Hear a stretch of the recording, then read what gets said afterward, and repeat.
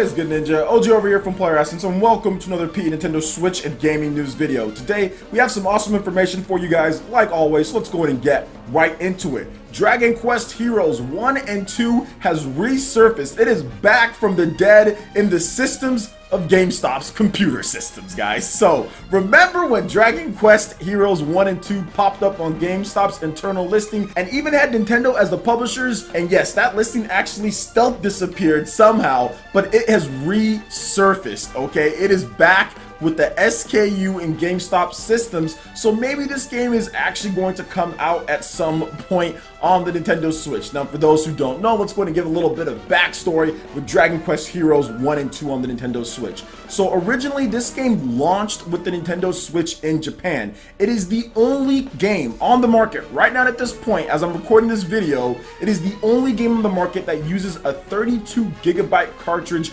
on the Nintendo Switch. That is a high capacity Nintendo Switch cartridge, and it has Dragon Quest Heroes 1 and Dragon Quest Heroes 2 on it. Those are both big full games, okay? They're not half games or linked up games. Those are big full games, each of those on the Nintendo Switch cartridge. It gives you a lot of content, and Japanese gamers did go out and somewhat buy the game. However, the performance on the Nintendo Switch was kind of dreadful. It was really bad, with frame rates not really looking so good, not stabilized, although the resolution was good. I think it was 1080p, so it definitely looked clear on your screen, but the frame rate was definitely not optimized for what they were trying to do. It might have been a little bit of a rushed launch. Now, as you can see, it clearly is the PS4 version of the game as far as what they ported over. Now, if they were to bring it over to the West, they would have to optimize it greatly. I do feel that a 1080p resolution isn't necessary for the game. They can go with 720, they can go with the dynamic resolution,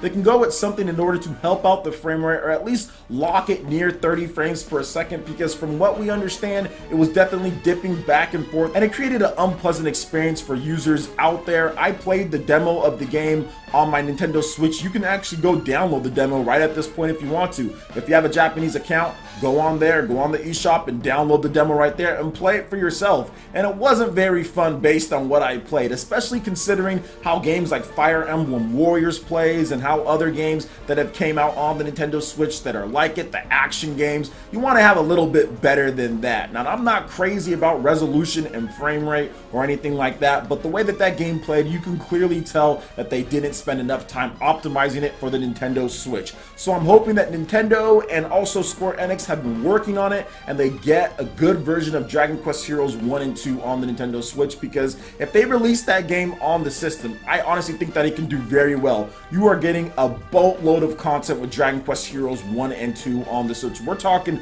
400 hours plus that you can spend in these games, 200 hours a piece easily, considering all of the content that's in there. It is a full game, and it's awesome to see too, because unlike Fire Emblem Warriors, where you kind of pair up and then you kind of move from different character to character, you actually roll with a party in this one, and you can swap right then and there, so they all kind of fight as a party together, and it's not so segmented. So it's a different take on the Warriors style of game, where it's not even really like that. It's more of an RPG, but you are fighting waves of enemies, but it is a little bit different, kind of has an MMO feel to it at times as well when you're fighting bosses. So it is different than what you've seen before when it comes to Fire Emblem Warriors and all of that. So I would love to see it on the Nintendo Switch, just optimized a little bit better. Now, the game is already available on the PlayStation 4 if you want to pick up the first or second one. The games are pretty cheap at this point. It runs really good on those systems, so you do have options, although it's really cool if you're able to play the game portably because of the grindy nature of the game when it comes to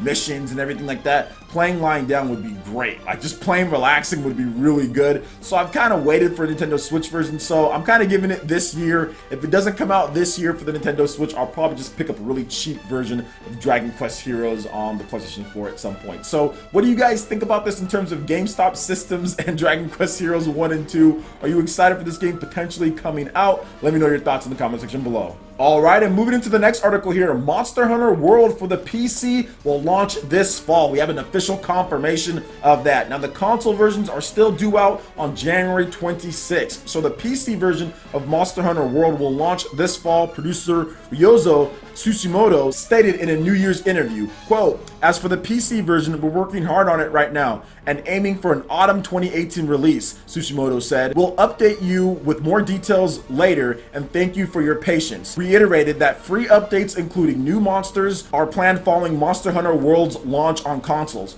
Monster Hunter World is due out worldwide for the PlayStation 4 and the Xbox One on January 26th. In Japan, Monster Hunter World will only be available for the PlayStation 4. So you guys are checking out the message as well. And it was interesting because I was over on Twitter and John over there from Spawnwave said that there was an analyst that said 10 million units lifetime for Monster Hunter World. And that would be great if they can reach that. I wish them the best if they can, but I just don't see them doing anywhere near that amount. But either way, it's not about how much they sell or anything like that when it comes to the gamers out there. We need to know how quality the game is going to be, and everything based on what I've seen here is that Monster Hunter is going to be a very high quality release on the PlayStation 4 and the Xbox One. It is looking really good. There's a couple complaints that some people were talking about when it comes to frame rate and things like that, but overall the game looks beautiful, the game plays good from what I understand, and I think it's going to be a solid game on the system and do well, and that's pretty much all you could ask for when it comes to being a Monster Hunter fan. And I know that there's also portable fans out there that would love to play